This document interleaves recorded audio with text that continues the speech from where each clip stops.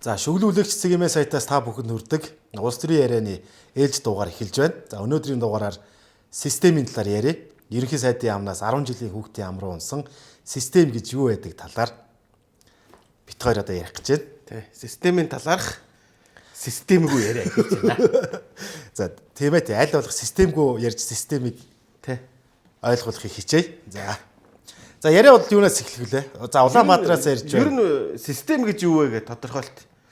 Цэвэрлэгэн толил дээрч тэр цэндийн нэмдэн сүрэнгаан зохиосон толил дээрч тэр систем гэдгийг аливаа юмны тогтолцоо болон горим гэж тайлбарлсан байлээ. Тэгэхээр одоо бид нэр систем нэртэй тогтолцоо юм уу, горим юм уу тэрний тухай ярив. За чи эхлэх үү? За миний ер нь бол ойлголтоор бол за тогтолцоо гэж за систем гэдэг үг талаас нь ярих юм бол олон утгаар л ойлгож байгаа юм л да. За мэдээж тогтолцоо гэж байна, горим гэж байна. За ямар нэгэн явуулж байгаа үйл ажиллагааны бүтэц шат дарааллыг бас систем гэж ойлгож болно. Бас нөгөөтэйгөр нийгэм дотор байгаа тодорхой хэмжээний зорилго бүхий хэсэг бүлэг этгээдүүдийн нэгдлийг бас систем гэж нэрлэж Яг олон талт систем байгаа. Би сая болохоор зүгээр монгол хэлний тайлбар толил дээр хэрхэн одоо би болсон бэ гэдгээр л явчих. Тэгэхгүй бол бас системгүй юм болчих шүү дээ. Би орчуулагчны хувьд олон талаас нь тайлбарыг хичээлээ л дээ. За тэгээд тогтолцоо л гэсэн үг л дээ. Тогтолцоо гэхээр ойлгомжтой байх те. Ямар нэг юм зохион байгуулалттайгаар өрнөх үйл явдлыг хэлж байгаа гэсэн үг. Гүйцэтгэх засаглалын тэргүүн нь сонгуулийн үнээр хан хийсэн тэр өвлийн дунд сард Улаанбаатараас ярьж байна гэдэг. Заадаг сарч болж байна уу те. Тэр үед нь сайхан эхлүүлж байлаа. Суртлах хуулга хийсэн. Системийн авилгал гэдэг зүйлийг ярьж, ер нь систем гэдэг гоё үгийг сураад бидэнд бас нэг ойлгуулсан. Араас нь одоо өчигдрөөс эхэлж сошиалар цацагтаад байгаа тэр Нэг сургуулийн хөгийн хонхны вэ дээр хийсэн үгүй. Хөгийн одоо боловсролын систем байсан ч гэсэн 12 жилийг амжилттай төгссөн баяр хүргэе гэдэг тий.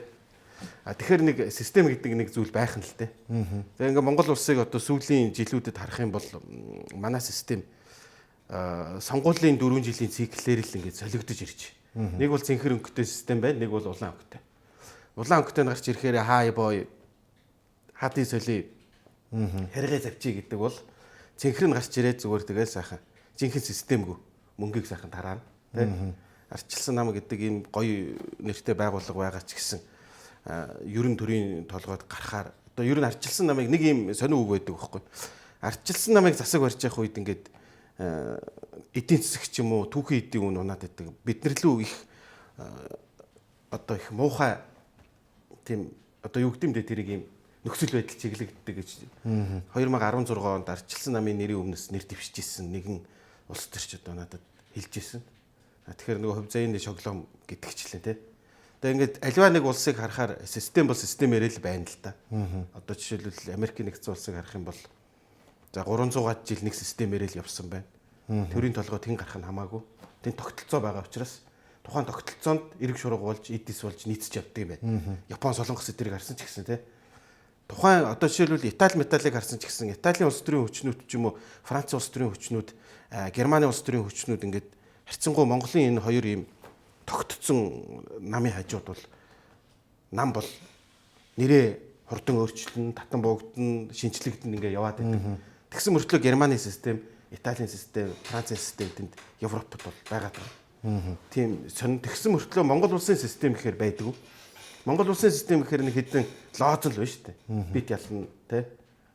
Монгол ялна бид зүтгэн намтаа өгч нэргэн боён бол улс уян төмнөө ядуурлаас төрөө хямралаас аврыг гэдэг ч юм уу нэг юм хэдэн урай үг байгаа тийм. Урай үг байгаа боловч яг ингээд тогтолцооны төлөө хин зүтгээд байгаа гэхээр байхгүй. Өнөө маргаашийн улс төрийн өнгө будаг өнөө маргаашийн улс төрийн онооны төлөө л хэдэн ах эгч нар ер нь аманд байгаа чихрээ ингэж булаацалтж явдаг. Одоо хамгийн сүүлд сая тэр арчилсан намын нэр дэвшүүлэлтийн хурал дээр 3-4 жил болсныг таах харж байгаа шүү дээ. Тэгэхээр ингээд тогтолцооны төлөө байна уу, өөрсдийнхөө төлөө байна уу? Одоо манад яг нэгдсэн систем байхгүй, нам солигдох болгонд систем солигдоод байгаа нь би юунаас өшөө авах гээд тэгээд байгаа юм шүү. Тэгээ өшөө авах систем тий хэрэгжээд байгаа хэрэг шүү. Тийм байгаа учраас л системийн авилгал гэдэг юм. системийн авилгал гэдэг юм тэр систем дотор байгаа юм л мэднэ шүү дээ. Тэгэхээр одоо гүйцэтгэх засаглалын тэргүүн тэр системд нь байгаа учраас мэдээд байгаа. Тэгээ гагцгүй тэр системд нь оролцох чин хүсэл байсан уу, эсвэлтэхгүй байсан уу гэдэг нь цаг хугацаа харуулна. Тэгэхээр одоо манай сонгуульч гэдэг гисэн тэр ийм систем тогтолцооны одоо та бүхэн ингээ ажиглаад хараарай зөө. Ардын намаас ч тэр ардчилсан намаас ч тэр нэр дэвшиж байгаа хүмүүсийг харангуут тийм тогтолцооны тухай юм уу, системийн тухай, Монгол улсын ирээдүйн тухай юм байхгүй. 30 жилийн өмнө ярьж ирсэн юм аа л ярьдаг. 30 жилийн өмнө бүр даашаа бүр ингээ 30 жилийн өмнө энэ системийг байгуулалтсан хүмүүс одоо ингээд нэр дэвшиж явж байгаа байхгүй тий. Баяр зөгт алтан уяг одоо би ингээ нэр зогсох юм бол энэ дуракууд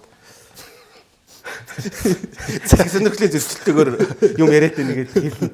Тэгэхээр яг 20 30 жилийн өмнө яг байдгаар нь байлгасан хүмүүс одоо ингээд нэр дэвшээ яваад байгааг энэ бас өөрөө бас тэг систем үйл үйлдэл юм гэж хараад байгаа байхгүй. Уусаа одоо манан гэдэг шүү дээ. Монгол Ардын нам, Арс нам хоёр нийлээд манангийн систем тогтоочод байна л да. Энд ээлжид бие бинийгөө хөшгөлдөг. Одоо ингээд улс төрчид оюун эрдэнэ тэгж системийн авилга гэж зоригтойгоор элбэг доржуур дайрж байгаа нь бол сая чи хэлсэн шүү дээ. Дотор нь байгаа хүн л мэдж байгаа гэж. Элбэг доржийг тэр системийн авилгаа угсарч байхад оюун эрдэнэ жижиг улс төрч байсан баг. За бизнесмен байсан баг. Магадгүй 30 настай холдорч орч дээр нь тооцох юм бол бэрхэд гачгаар байсан гэж чинь. Тий, гачгаар байсан гэж үгсэхгүй. Тэгээд дээш ахиж явсараад одоо том улс төрч болчихлоо шүү дээ. Тэгээд ирэхээр тэр системийн авилгаасаа системийн авилгаасаа хувь баг хүртдэг ч юм уу. Ашиг сонирхол нь тэнд билээгүй байдаг ч юм уу. Тэрнээсээ болоод томорсон хойноо нөгөө хэдэ өшгөлөд байгаа юм шиг. Тий, тэгээд ингээд үзгээр яг миний түрүүний хэлдэг нэг сонгуулийн циклээр солигдож гарч ирээд бие бинийгээ нэс өшөө авдаг системтэй болцсон. Тийм болохоор нэг Америк шиг ч юм уу, Япон шиг, Герман шиг яг ингээд нэг бодлогоо барих нэг жинхэнэ системээ барихгүй өс хонцогийн системээр л үйл ажиллагаа явуулаад одоо нэг улс орны ирээд их ашиг хаягдчаад байгаа юм шиг. Манайх нөгөө шин системийг угсрахтаа өмнөх систем дээр угсарсан. Капиталгүй капитализм гэж нэрлэж болохоор байгаа. Тэр яасан гэхээр өмнө нь намандаг байсан. Нам төрийн удирдлах ч юм уу те социалист лагерийн орнуудаас ингэж өөрсдийгөө тусгаарлах гэдэг ийм шин чанар ажиглагдаад байдаг учраас нам дотроо хүмүүсийг агнадаг те дашийн дамб тэргүүтэй хүмүүсийг дараа нь сэхэтний төөрөгдөлгээд нэр бүхий хүмүүсийг те жинхэнэ сэтгүүл зүйн төлөө явж байгаа Жамангуй тэр гавья гэдэг өгүүлэлгээс болоод намын үнэн сонины дөрвөн албан тушаалтан болон тэр ардын намын толгойд тухайн үеийн одоо Монгол ардын хувьсгалт намын толгой дээр байсан хэд хэдэн үнийг хамаргонд нь оруулаа хөөж явуулж ирсэн. Яг хуучин өшөө авалтын өс сонзонгийн тэр систем дээр нь манай энэ хэдэн ус төрчд ингээд зоолоод байна л та. Тэр энэ дээр нэг хоёр зүйл байна. Өмнө нь зөвлөл холбоот улсаас санхүүждэг зөвлөл холбоот улсын ерөнхий хиймэл дагуул байсан шүү дээ манай улс. Одоо энийг зарим хүмүүс танаа социализмын үед гоё байсан шим уу юу юм гэдэг хэлж магадгүй. Гэтэ яхахгүй гарцааг дүүхэн дээр үлдсэн энэ. За сүүлийн 30 жилийнх бол донор орнуудын за ялангуяа Америкийн нэгдсэн улс, Япон, Солонгос тэргүүтэй улс орнуудын Монголд өгж байгаа буцалтгүй тусламж болон хөнгөлөлттэй зээлэн дээр л манайх төгсөж байгаа. Монголын тэгж ярих юм бол гадаадын шууд хөрөнгө оруулалт болон Монголын одоо валютын нөөцийн дийлэнх хэсгийг манайхан шүлсээ өсөжүүлэн байж хараадаг оюутлогын хөрөнгө оруулалт болон уул уурхайн босод хөрөнгө оруулалт эзэлж байгаа шүү дээ. Тэгээ дээрэс нь бид нар түүхийн эдийн хамааралтай. Ингээд хуваах юм бол бид нар зүгээр дүрсээ өөрчилсөн л байгаа байхгүй. Яг л яг өмнөхдөр байгаа. Тэгээ ингээд нөгөө гадны мөнгөн дээр л бид нар нэгнийхээ өшөөг авд юм байна. Тэгээд магадгүй тэгээ энэ систем тэгээ хизээ өөрчлөгдөг. Яг ингээд Монгол улс ихээр хамгийн сүүлд алсын хараа 20 төгөөд урт хугацааны хөгжлийн бодлогыг боловсруулахаас өмнө Монголын хөгжлийн бодлого байгаагүй шүү дээ. Ер нь бол нэг лооцсон төдийл зүйлүүд байсан. Хэрэгждэггүй хөвчлэн 5 жилийн дотор одоо жишээлбэл тэр алсын хараа дээр зооцсон байгаа 2030 он хүртэлх тэр ихний үе шатаас бол хэрэгжсэн юм гэвэл байхгүй л. Гэхдээ яг нэг юм захим систем рүү шилжсэн захим шилжилтний тэр гой үг ярьж байгаа ч гэсэн ерөнхий тогтолцоогоор бид нар шинжлэхдсэн үгүй юу гэдэг яг бодох хэрэгтэй болчихж байгаа юм л та. За ингээм хамгийн сүүлийн үед легатум гэдэг олон улсын хүрээлэнгээс гаргасан засаглалтай болон засаглалгүй улс орнууд гэдэг үндсэн 6 шалгуур үзүүлэлтээр нөгөө төрийн албаны мерит зарчим болон тогтолцооны бодлого урт хугацааны хөгжлийн бодлого зэрэг шалгуур үзүүлэлтийг харгалзан үтсэн үзүүлэлтээр Монгол улс 100-аас хойш байранд. Энэ яг арчсан чиг баримжаатай манайх шиг улсуудын хувьд бол манайх бол хамгийн одоо сүүл мөшгөж байгаа хэдэн орны нэг байна. Африк улс орнуудтай ингээд орж байна. За тэгээд легатум хөрөлнгийн тэр ерөнхий үзүүлэлтээс гадна 9 тусдаа сэдв байгаа. Тэрний хамгийн чухал үзүүлэлт болон хөрөнгө оруулалт, арчлалын үнэлгээ, тэгээ амьдралын чанар, эрүүл мэндийн тусламж үйлчилгээний тогтолцоо, боловсролын тогтолцоо зэрэгээр манайх дандаа 100-аас хойш. Авторитар дэглэмтэй Орос улбаны улс бүгд баримтагт дардулсаас ч гэсэн бид нар боловсрол болон эрүүл мэндийн системээр маш хаагур. Дэлхийд одоо ранкаараа эхний 2000-ад үнэлэгддэг ихтэй сургууль гэдэг Монгол байхгүй байхгүй. Тэгэхээр тэр хүүхдээ хэлээд байгаа тийм хөгийн боловсролын систем байсан ч 12 жил сураад өгсөж ийн гэдэг бол бас үнний ортой юм байна. За би тэр хүүхдийн хувьд бол эсрэг байр суурьтай байна. За хүмүүс бол яхад үннийг хийсэн хуруу чинээ охиныг шонд шорлолоо гэж яриад байгаа шиг байл. Гэхдээ энэ бол яг боловсролын системдээ биш байгаа байхгүй. Энэ эцэг эхийн хүүхдээ хүмүүжүүлэх систем алдагдсан байгаа. Хүүхдүүдийнхээ хажууд хүүхдүүдийнхээ ямар мэдээлэл хүлээж авч байгааг хянж чаддгүй. За хянж чаддгүй ядаж улс төрийн тухай мэдээ өөртөө сонсцоод их тэр нөхөр хоёр хоорондоо хэрэлдээ сууж байдаг шүү дээ хүүхдийнхээ хажууд танаа нам манаа нам. За энэ боловсрол систем за хүүхдүүдээ өөрсдөө сайн харж хандахгүй хичээл сургуульд нь явахгүй хичээлийг хийлгэхгүй байж энэ багш нар муу байна. Боловсролын систем муу байна. Эцэг их нь хүүхдүүдийн хажууд энэ боловсролын систем хөгийн байна гэж яриад байгаа болохоор хүүхдүүд нь бас тэгж ярьж байгаа баг. Хүүхэд бол энэ ер нь өсвөр наснд юм бүхэн л хогийн байдаг шин. Юм бүхэн л хөгийн байдаг шин. За тий. Тэгэхээр одоо систем ярьж байгаа чинь нэг за одоо хүүхдээ хүмүүжүүлэх чинь бас систем мөн үү? За сургууль хүмүүжүүлэх систем, гэр бүлийн ахуй өрөөний гэх юм уу тий. Систем гэхэр нөгөө тэр чи одоо ямар нэгэн зүйл ингээд тий яах вэ тэрийг систем гэж үзэж болно. Тий. За би тэр талаас нь яриад байгаа. Тийм болохоор ингээд за хүүхдүүд тэгж ярьж байгаа нь за өнөөдөр би нэг мэдээ харлаа л да. Барууны багш нар хичээлээс их гарч ийн. Ажлаасаа их гарч ийн гэж. За яагаад гэсэн чинь эцэг эхнэр хүүхдүүдээ сургууль дээр навчирч өгөөд хүүхд асрагчаад үлдээж байгаа юм шиг хандлага гаргадаг. Тэгээ айгүй хэцүү байдаг гинэ. Хүүхдийн загинчаар хүүхд загинлаа гэж манайханд бас нэг тийм хэрүүл их гардаг шүү дээ. Хүүхд загинсан байна, хүүхд зодсон байна. За зодох нь бол за хөнгөн буруу юм хийсэн хүүхдийн хөнгөн хэмжээнд ганц хоёр нэг зөөлхөнд шавхуурдах ч юм уу байж болох л байх л та. Тэгэхэд зүгээр загинахад л манай хүүхдийг загинлаа гэд бөө хил ам ирдэг ажлаас нь халуулна гэж захиргаан дээр нь очиод бөө юм болт. Баруунд бас яг тийм байна. За би энэ дээр нэг юм ярих уу. За нэгч биш нэг 2 3 юм. За тэгэхээр одоо би яагаад энийг ярьсан гэхээр тэр ингээд ингэж байгаа байхгүй. За чи байж л та.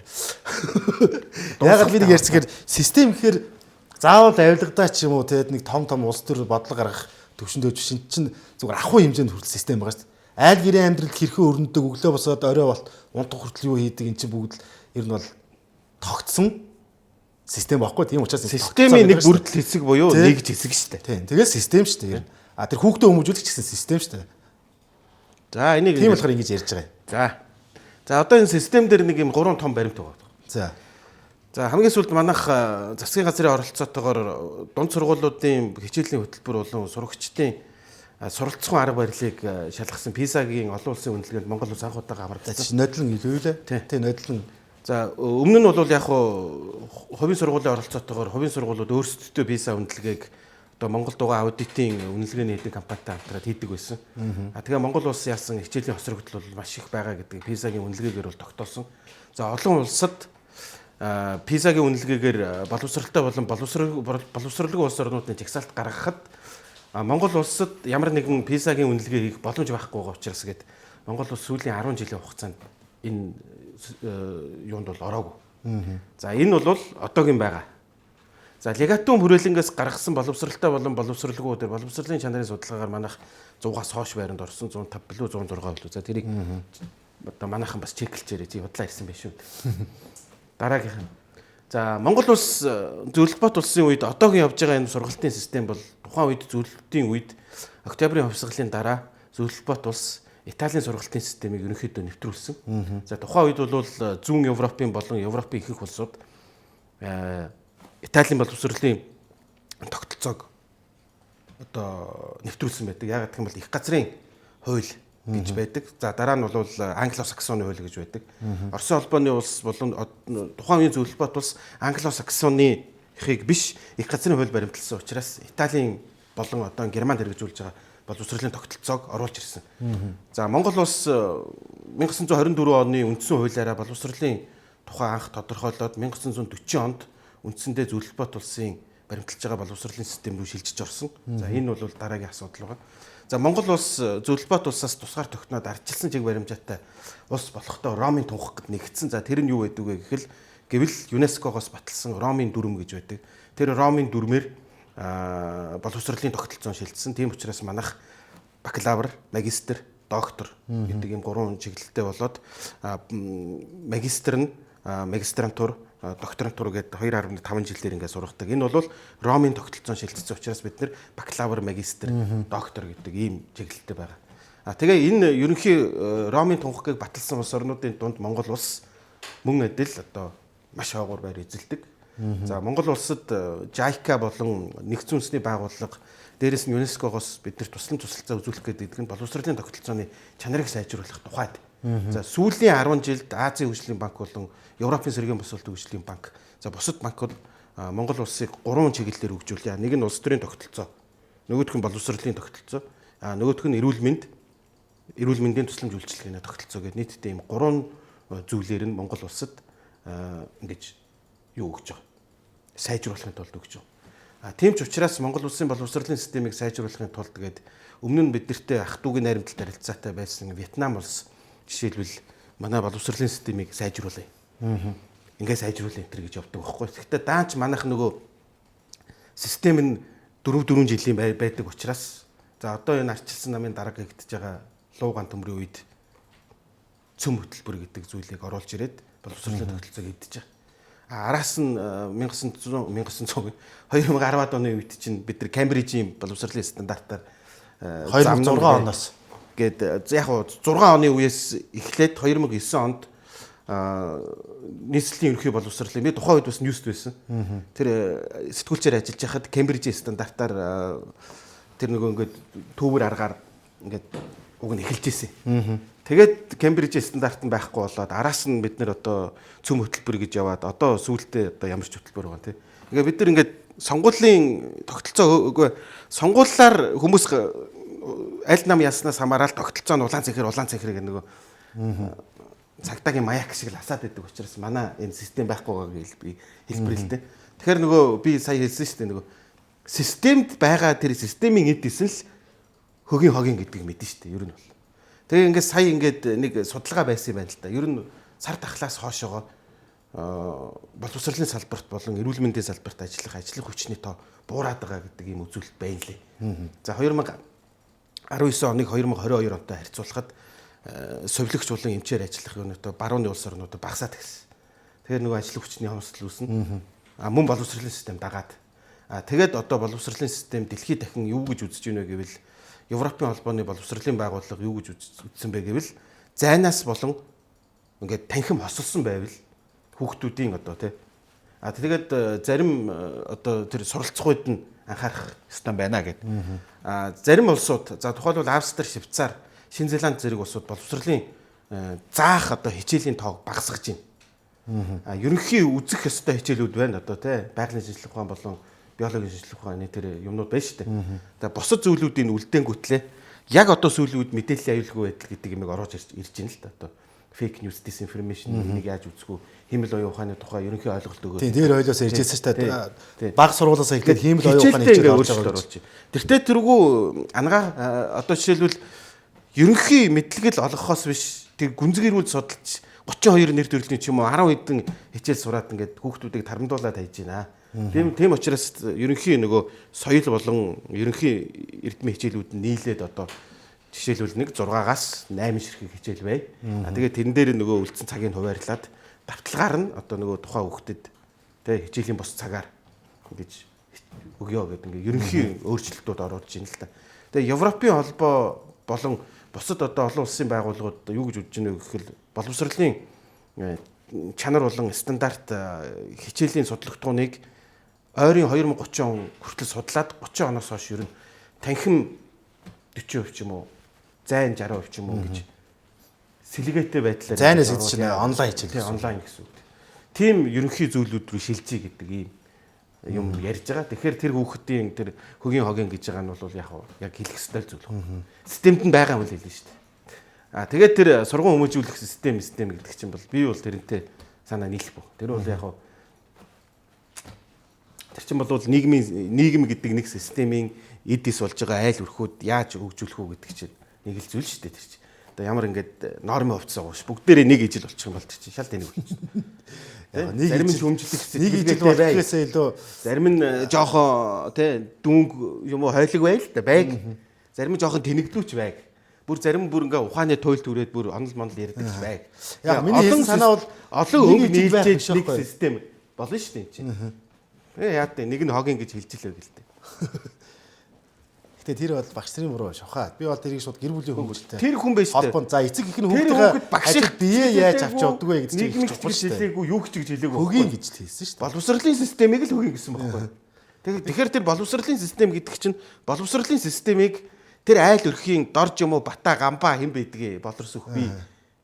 Тэр боловсролын систем гэдгийг чи айл өрхүүд. За би яг одоо наад дээр чинь түрүү хэлсэн тайлбар ахаад нэг хэлээд заяа. Боловсролын систем гэдэг чинь шүү дээ. Боловсролын тухай хууль. Энэ мөн үү? Энэ хууль гэдэг тоглоомын дүрмээр яваа. За эн чинь ингээ нэгдүгürt боловсролын систем. Эн чинь тогтолцоо. Яг хөө чиний яриад байгаа чинь бол яг хөө ингээд айл өрхөд дунд өсөөд тэр чинь одоо яг хөө бид нар нөгөө хүүхдүүдээ ёс суртахууны хэм хэмжүүрээр яаж өсгөж хүмүүжүүлэх нь бол дараагийн асуудал واخхой. Тэр бол 99 дугаар асуудал. Наад хүүхдээ чи яриад байгаа юм чинь боловсролын систем гэдэг юм яриад байгаа واخхой. Боловсролын систем чинь юм хөгийн байна. Тэгэхээр бид нар өнөөдөр яг нэвтрүүлэг эхлэхдээ юу гэсэн хэрэг систем гэдэг чинь альва нэг юмны тогтолцоо юм байна, горим юм байна. За боловсролын системгээ би сая PISA гэдэг олон юм ярьлаа шүү дээ. Тэр Ромын тухагт нэгэлсэн. Ерөнхий түүхээр нь ярих юм бол бид нар Италийн боловсролын системээр явж байгаа маа. Яг манайх систем гэхээр том юм яриад байна л да. Систем чинь ингээд том хэмжээгээр бүх шатанда байгаа байхгүй юу? Երկու дээр хэлсэн шүү дээ хоёрд нэг. Систем гээд гоё үгс уртсан гээд. Үгүй хоёулаа энэ яриаг тодорхойлохдоо систем гэдэг чинь юм байна. Хоёулаа энэ яриагаа системгүй гэж байгаа боловч ерөнхийдөө системийг тодорхойлцсон байхгүй. Тогтолцооны тухай ярих юм байна. Тэгэхээр ингээд боловсролын систем гэхээр наад чинь боловсролын тогтолцоо байхгүй. Тогтолцоог би биш.